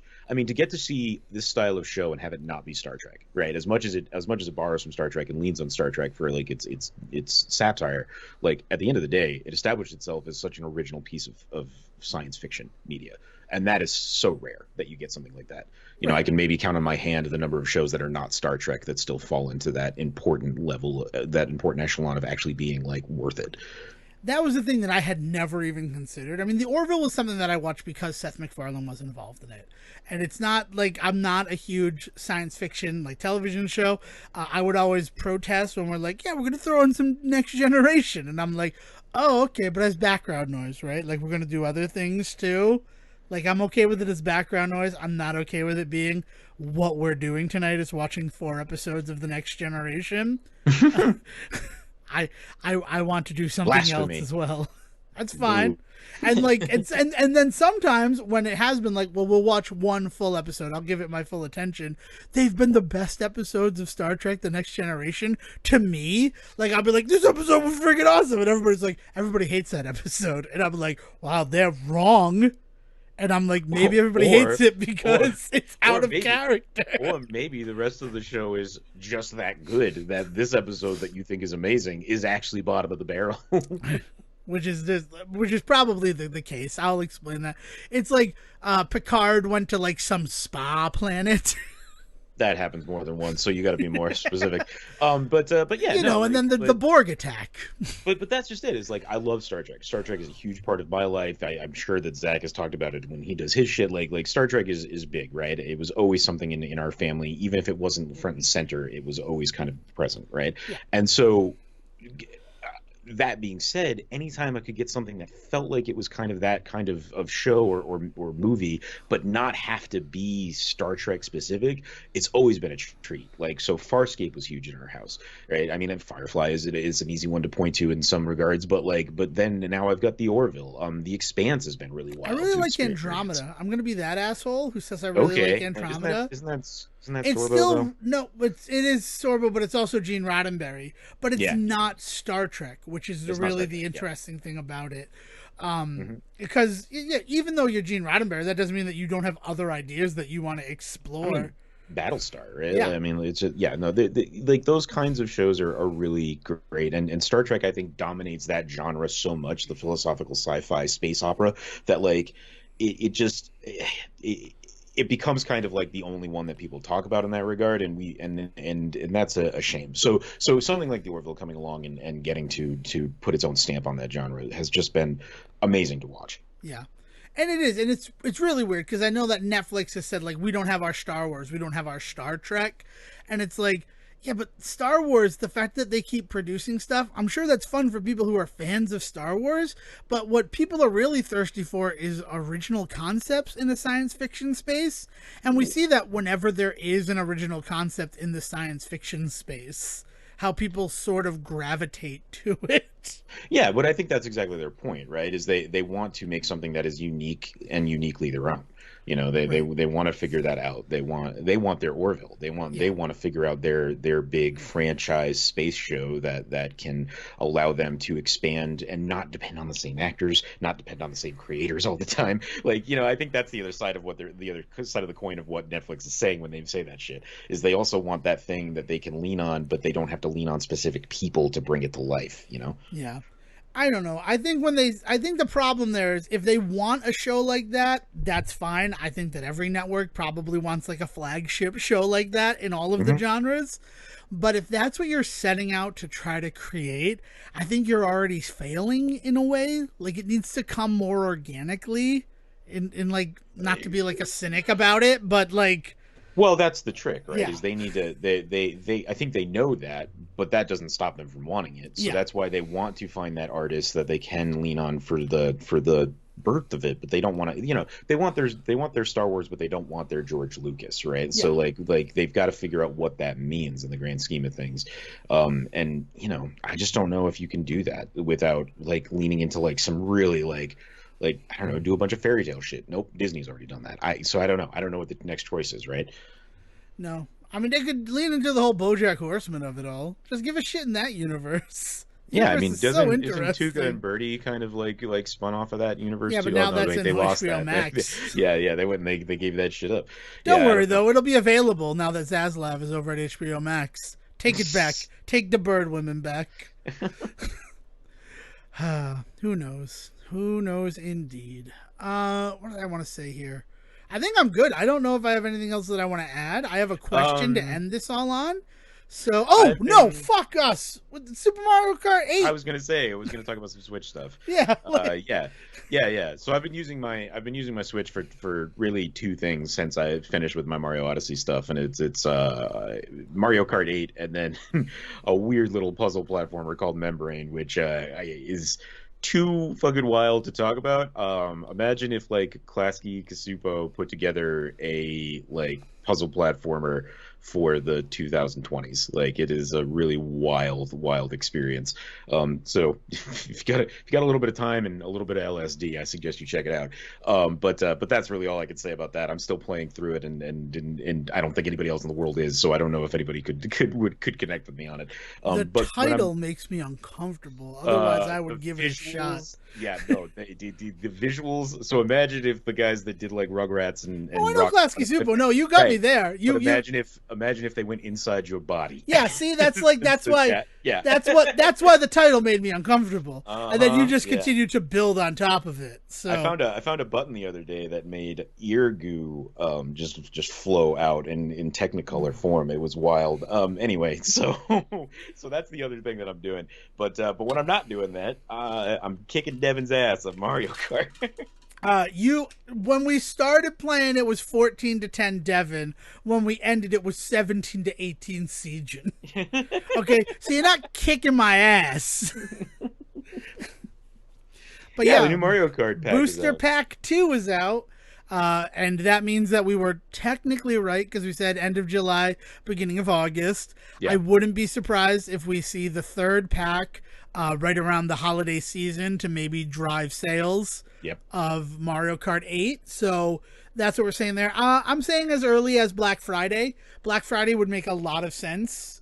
Yeah, being available for the Black Friday to Cyber Monday weekend. Yeah. Thursday, because it encourages you to possibly look into buying a Switch and then buying Mario Kart and getting your booster pack. Right, exactly. Yeah. So if it comes out on Thanksgiving, so like spend the holidays playing Mario Kart with your family, and the new course is you racing a turkey. I mean, if they put like a cornucopia course together, that would be amazing. So the new pack is out. It definitely came a little bit later than I think we were expecting, but I also think that maybe that's because they really were trying to make it as not good as it could, and one or two of the tracks feels rushed in terms of the level of detail that you've come to love and adore, specifically from like the Switch release of Mario Kart 8, right? Because what version of this game is this? Is this the second, third, fourth? This is the second, because 8 came out for the Wii U. Yeah. And then the Ultra Deluxe version, right? And so like there's this so one of the things that's always really impressed me about the Switch version of this game is that there's just been such a great level of detail, specifically in the textures, right? Like colors have always popped really well, and textures have always felt really good. And on this new pack, my only real criticism comes down to the fact that that level is not quite there, specifically in a couple of races in the first half of the pack. The one that I'm thinking of is New York. Is the big one that comes to mind. There just seems to just be a little bit more like blockiness to that one, and it feels like they were rushing it, and it makes me wonder if maybe they bit off more than they can chew, promising to get 8 tracks out by a certain time. You know what I mean? Like they like that old Disney problem of promising the Marvel calendar, and inevitably it's going to get pushed back further and further because they were overshooting, right? It feels like Nintendo might have found themselves in that bucket right now with this Mario Kart booster pack system that they've put in place. I'm worried that later versions might get pushed back further than we think. Later packs might get pushed back further than we think, because this one already got pushed a little bit, and it feels like one or two of them are not up to the same caliber that some of the other ones are. So what I have to say about that is I don't think that that's a Mario Kart 8 problem. I think that's a Mario Kart Tour problem, because the New York map is from Tour. That's true. And the mobile tracks, as they have like struggled to get new ones out, have felt less and less complex. Well, and so, but to that point, they've been able to take these older versions and just do so much beautiful work on updating them, because in that same pack is the Mario Circuit 3 from Super Nintendo, and that one is kind of on the same level in terms of texture packs and things like that, but at the same time, it comes from a place where that stuff is not as strong as it is in later iterations. Like you're saying about Tor, there's just not much going on there, but they still manage to like add some little details here or there that make it feel really good. I don't know. They succeed there in a way that I don't think they do on the New York level, and that's interesting to me. So after we had done our whole race thing, I went back and I played through. I did cups of all 16 new tracks that are available. Mm-hmm. And the complaints about the tour stuff that you have about New York can kind of be levied against all of the tour courses. Yeah. It's just one of those situations where, remember how I talked about I don't want to watch BattleBots because it's just a commercial? Yeah. Those tour tracks feel like they're just a commercial for what you would get if you were playing the mobile game. I guess one of the other things specific about the New York one, just to point to something else besides just the look of it, is also the way that particular one plays. I really like with Paris and with Sydney, which are the only two other ones I can think of. Is there a fourth one? Tokyo. What I really like about it, actually Tokyo's included in this too, is the way that the tracks evolve. So in order to like save space, because it is a phone game, right? Like what they do with those particular ones is rather than be really like expansive courses with all of these various ways you can go at once, they're much tighter, but then they force you to take certain different paths each time, right? So the multi-path aspect of Mario Kart gets really kind of like brought to the forefront for those, because it allows them to make smaller, tighter experiences that they can then fit into a phone game package, right? And so that can be really interesting, because I really love the way that the Paris one evolves and the Tokyo one evolves, and the Sydney one is amazing, because you find yourself going one way, and then all of a sudden you find yourself on the same road going in the other direction, and depending on how well you're doing, suddenly you're like passing people coming at you, which is a new experience in Mario Kart. Like I've never dealt with that before. Like that's been wild. So there is a really cool like new level that they are bringing to those ones in particular, and I just don't love the way that the New York one evolves. I don't think it's nearly as interesting. Well, yeah, you go through the thing is that it doesn't really feel like New York. I think there's my problem there. There's definitely that. You like drive through Central Park, and then you drive the other way through Central Park, and then the last track you're in a building somehow, and I don't know. You're supposed to be going into one of the theaters on the Broadway area, and it's supposed to be, but then it never pays off in the way that the Sydney Opera House one does. Yeah. And then, like, that situation where I say that, like, I could kind of levy that against everything is I was in the Tokyo track, and I'm like, this visually reminds me a lot of Paris, which is weird because I'm supposed to be in Tokyo. Yeah. And then, like, and very obviously this is Tokyo because, like, there's, like, some pagoda styling and in like, the way that the track is segmented and such. Yeah, there's some cultural touchstones that are sprinkled in here or there that... it is what it is. But Paris is the one that I think is the best. I'm not going to give a Japanese company shit about the way that they portray Tokyo. I'm not going to give him it either. It's just one of those situations where I'm like, that looks a lot like the Eiffel Tower. And I'm like... Hey, kids. But yeah, Paris with the Arc de Triomphe being the center point of it, and the way that like they incorporate the Eiffel Tower in the first and third lap, those are really cool. But like all the tour stuff, even the textures in all four of the tours, if you look at them, they are still sort of that. I feel like the tracks have just been lifted and shifted into Mario Kart 8 as opposed to something like you can't lift and shift a 2D racetrack. That's you true. do need to put that effort into it. You need to build from the ground up. I mean, that could definitely be the case, is that with the tour ones, those are ones that are legitimately coming out like as we play them in Mario Kart 8. New ones are being added to the phone game still, right? Yeah. So like there is definitely an idea that the asset libraries that they're accessing are much more expansive for tour, just in terms of what they can just drop in as opposed to create whole hog. Yeah. And that's just the situation. And the retro courses, I mean, they have a lot of experience with updating and bringing them into modern times. So I feel like it's just two different ways of, they don't have as much experience with downgrading something or like side loading something, where they do have like the rebuild of the Boo's Mansion course from Wii, coming from, like, that's one of those ones where I'm just like, that impressed me the first time that I raced it. How they took a course that is primarily about you're going to fall off the side because you don't know where you're going into a 3D space. Yeah. It's an interesting thing. All it has done for me is certify my hatred of the N64 and Game Boy Advance versions of Mario Kart. And that is such a weird thing to like say, but playing through them all again, like Choco Mountain, I'm like, I hate Choco Mountain.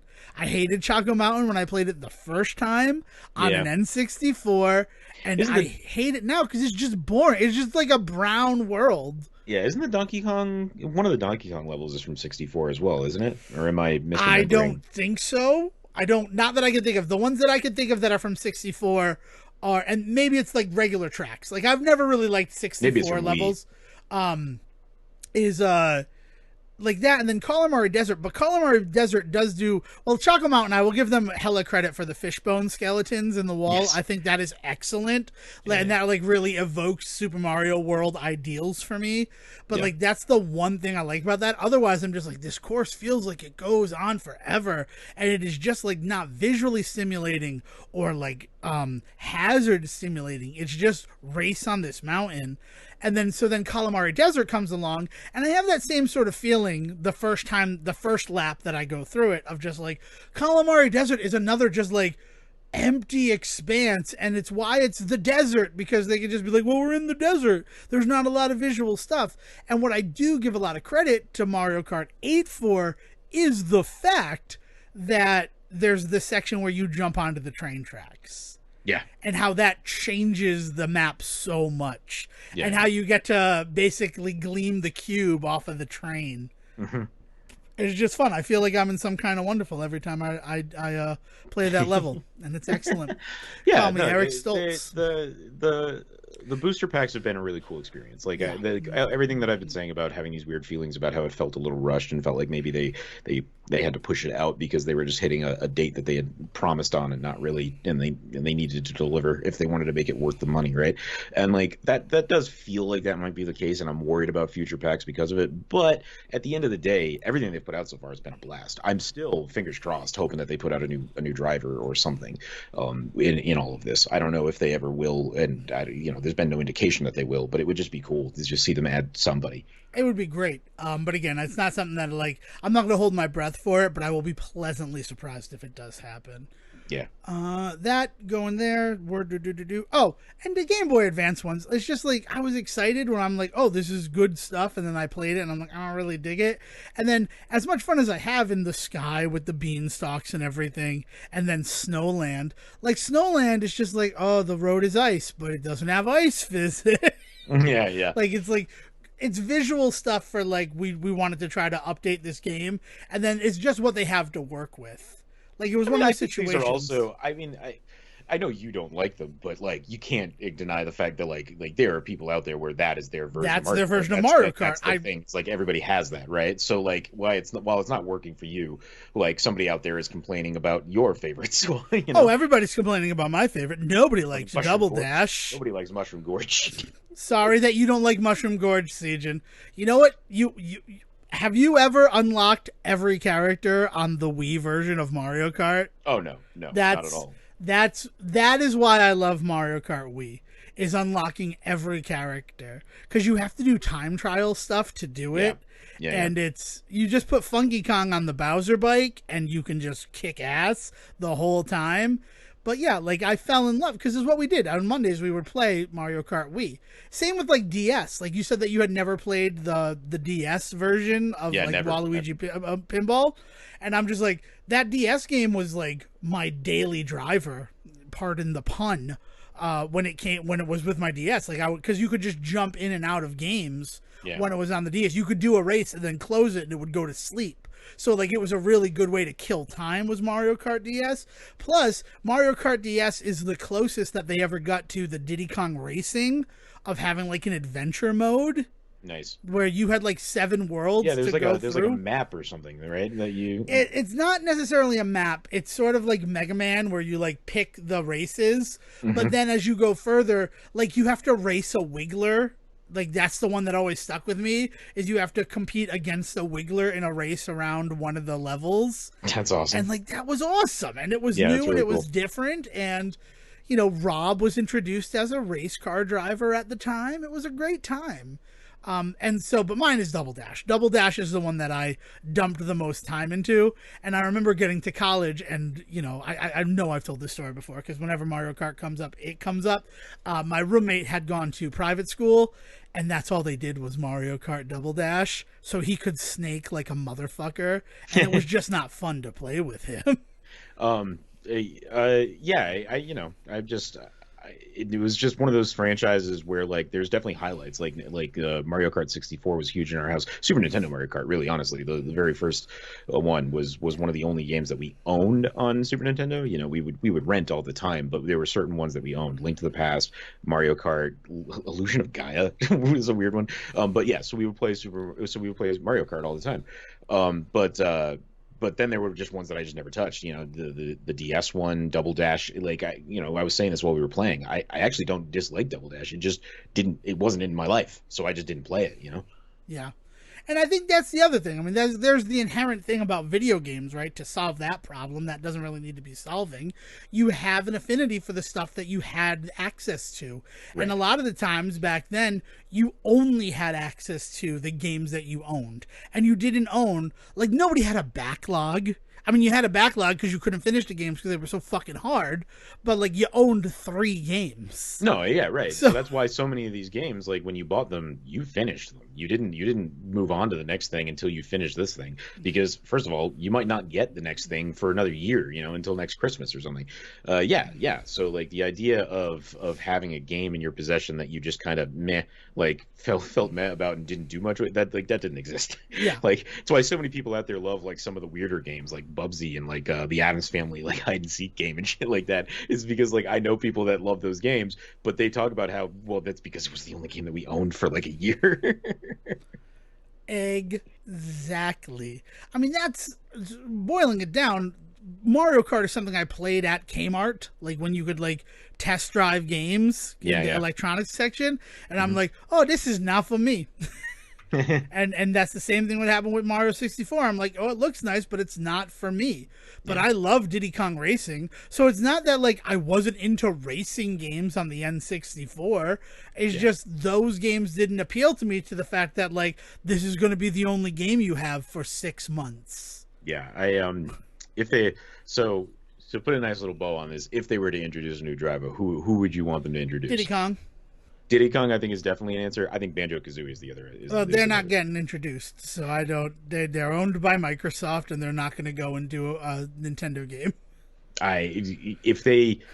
I think that it would be a really wild pull for sure, and I think that they could figure that out. I think that Banjo did not show up in the remake of Diddy Kong Racing on Nintendo DS. It would be a weird fucking day if he showed up. But imagine if they got that, or if they got like Gino or Malo from Square Enix. Yeah, right. I mean, that's not going to happen if Sony buys Square Sora. Enix. That's the answer. So the answer is Sora. That's who it's going to be. I mean, yeah, I'm completely forgetting that Super Smash Brothers is out there and a thing. But the difference being, Super Smash Brothers is huge. Like, there's some marketing reason to put your character into Super Smash Brothers, because it puts eyes on them and maybe brings in revenue. But imagine a year and a half from now, final booster pack is coming out for Christmas of that year, right? And Nintendo says, and with this one, we're getting a new driver, or we're getting 2 new drivers, right? And one of them is our beloved favorite, Diddy Kong, right? Like, that's one of them. And then, or Funky Kong, right? Like, we're bringing back Funky Kong. And then the other one, like, it has to be like a weird pull, like Solid Snake, right? or Mega Man or something like that. I mean, I would be all there for it. I mean, Sonic would be. The problem is that Sega still does Sonic Racing. Like, you're cannibalizing your market. Yeah, but they also do Mario Sonic Olympics. You know. True. So there's that's there, but that's made by Sega. That's Nintendo licensing out their characters because they don't want to make Olympics games. And you know what? Like, the cynic in me just woke up. We're near the end of the episode, so cynical Devin has crept out from his cave where my appendix used to be, and I'm getting reports from him now that Quaid.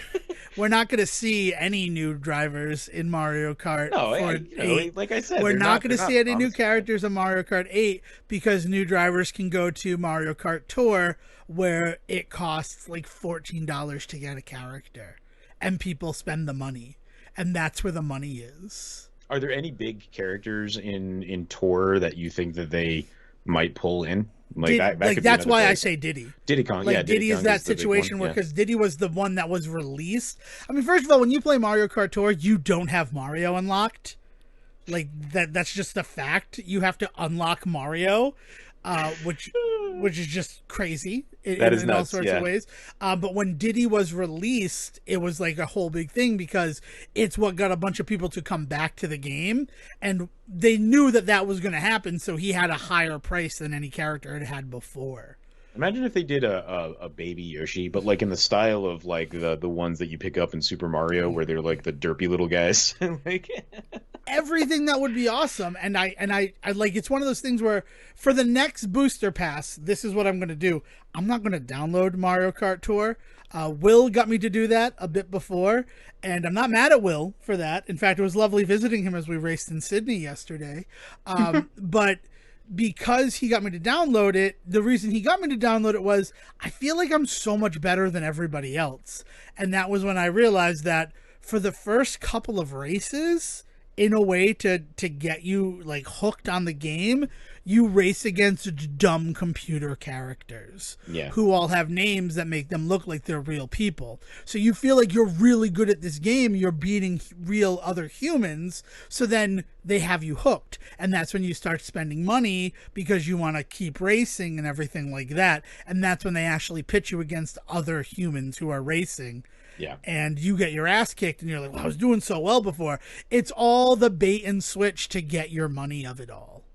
Which is they probably also do like Call of Duty and Battlefield have for years done ranked like matchups, so there's also probably some of that, is that you're being such a badass in earlier ones because you're not ranked yet, but once they've got a good measurement on how good you are, they actually put you against people that will be a challenge. It's also been confirmed that the first three races are only against computers. I'm sure that Ghost Levels is also another thing that commonly happens in those online games.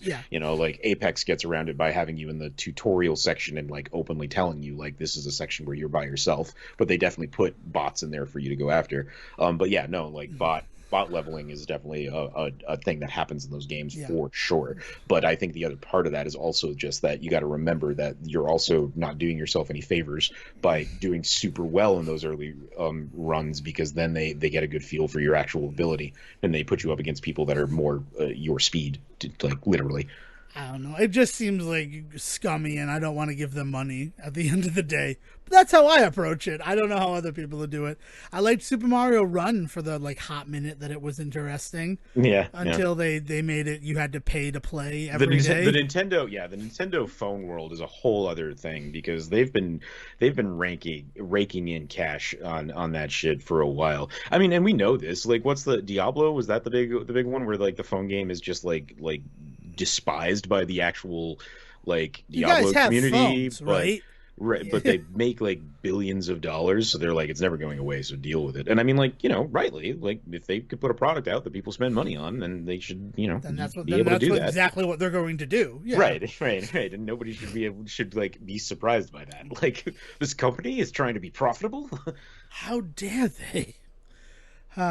I don't know. All right. One last thing. Do you have anything else you want to add? Because I have one last thing for this episode before we send it off. This is the weekend that Sandman came out. Like, we're not completely ignorant to like the zeitgeist of the world, and I have done the pilot, but I'm imagining the dev has not dug into it yet. Or have you? I haven't. I thought it was out last weekend. No, it just came out just Friday. Okay. Super into it. Going to continue with it, but that shouldn't be a surprise to anybody. I'm word perfect is getting Sleepwalker fan. Nice. The word perfect is getting bandied about a lot about it, and I have not seen anything to the contrary yet, I will say. Oh, okay. I mean, I'm curious enough. I don't know. I have tomorrow off, so we'll see what happens with my day off. Tomorrow meaning in terms of when we're recording this. So try to solve the mystery. All right. So the last thing for this episode to discuss is Oreos and Hydrox. Which one came first? Hydrox. Everybody knows that. I would hope so. 1908 for Hydrox. Yeah, 1912 Oreos came Oreo. around and ate their cookies up. Then Oreo got introduced as a cheaper brand, off-brand version of Hydrox, but then became the name brand. Yep, and that's just interesting to me. You know, dreaming of Hydrox. We probably only know that because we're from New England, though, right? Because wasn't that the other big thing? That is the other big thing. Is that yeah. That I didn't know if it's in everything, but it's a thing that just it's fun for trivia nights if you're out there and they ask which came first, Hydrox or Oreo. I mean, it's a terrible trivia question because obviously the more absurd answer is the one, right? Like, I've never even heard of Hydrox. It must be the correct answer. But you know, it's out there and it's just something. Whenever I think of Oreos, I think of Hydrox. Well, whenever I think of Hydrox, the unfortunate thing about Hydrox is that it sounds like it's a medicine, and honestly, they kind of taste that way to me. When I think about Hydrox, I think about there were the sandwich cookies available at one of the houses I hung out a lot in high school, and they were always soft. Yeah. And I'm just like, oh, these are old Hydrox. Nothing like a stale sandwich cookie. It's weird that stale sandwich cookies get soft. It is, and I don't understand it, but I also, you don't question God, Devin. That's true. It's intelligent design for a reason. I think that's it. So, if you would like to share with us what you've been doing on the Nintendo Switch, hell, maybe you've been playing Membrane, Siegen would love to hear from you on Twitter at Siege versus the World. Yeah, and if you're doing anything with the Nest 20, hit Devin up because he's deep in that stuff right now. So you can find him at Devin D. Decker. Oh man, that sounds like I'm going to do it. It sounds like you just co-scripted me to do it. Siegen, am I going to do this? I mean, it'd be really cool if you did. It'd be a fun thing to check in on. All right, maybe we'll have an answer for that next episode. Until then, Will, put down that moving box and bring us home. Have a good one, folks. Thank you for listening to the Say Report with your host Devin Decker and Siegen Serwick. Please follow the guys on Twitter and Facebook by searching for The Say Report, and you can always subscribe on your podcast channel so this is delivered straight to you and you can enjoy it every week. With apologies to your mother, we'll see you next time.